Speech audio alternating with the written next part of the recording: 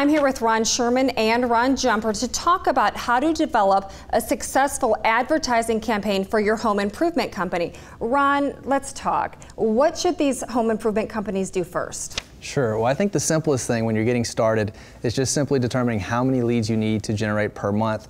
And the way I like to do that is by working backwards. I ask how many sales reps does the company have? Let's say it says 3. Well, each sales rep needs 10 appointments a week. That's 30 total, 120 a month. And then we work backwards from there to develop an advertising plan to generate the number of leads they actually need each month so that you don't underspend and not hit your lead goals or overspend and not be cost effective. So that's where I like to start. Ron, what are some common mistakes you see home improvement companies making? Jennifer, one of the first things that comes to mind is a home improvement dealer coming up with a promotion for his television and it not being strong enough. I mean, they live in it every day and they want to watch their budgets and they want to get the most out of each job. But when you start going on television and offering 10% off or 15% off, you think about the ads you hear every day, that's not very compelling. I mean, I can use an example of there's a famous men's store that you buy 2 suits and you get 1 free. That brings people to the door. And we've got to bring people out of their chair, pick up the phone and call to get an in-home estimate. So we've got to make sure when we produce those television spots, they've got to be strong enough to get people to act right then.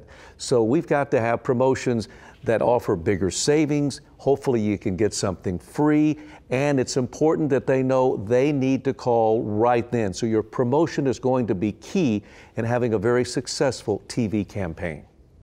Ron, same question, common mistakes. Sure. The most common mistakes I see are not tracking effectively how each advertising source is working individually and also how each type of advertising works together.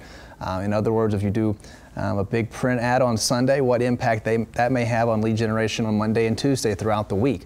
And also if you're doing radio or television and various things, how much web traffic that might drive, and being able to have a better understanding overall of how all of your advertising efforts are working together.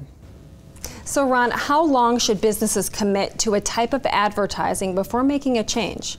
That's a tough question, Jennifer, but in talking to a lot of home improvement companies and developing advertising campaigns, whether it be for newspaper, radio, television, or a combination of, and of course we have to factor in the web today, is that I think you should make at least a 6-month commitment. That's what I hear from a lot of folks. Now keep in mind that usually within the first 30 to 60 days, you're going to get a feel if that advertising campaign is getting traction. And one of the things I always try to pass along to people is that when you're making that 6-month commitment to do your advertising campaign, you come up with your best promotion, your best creative. But I like to strongly suggest that you have a backup campaign, because in many cases you need to change. You can tell after 90 days, you can have goals and expectations, and if you're not 75% there, 80% there, then you need to take a strong look after 90 days what you're doing. So those are some keys, I think, to producing a good campaign and staying with it long enough to have an impact.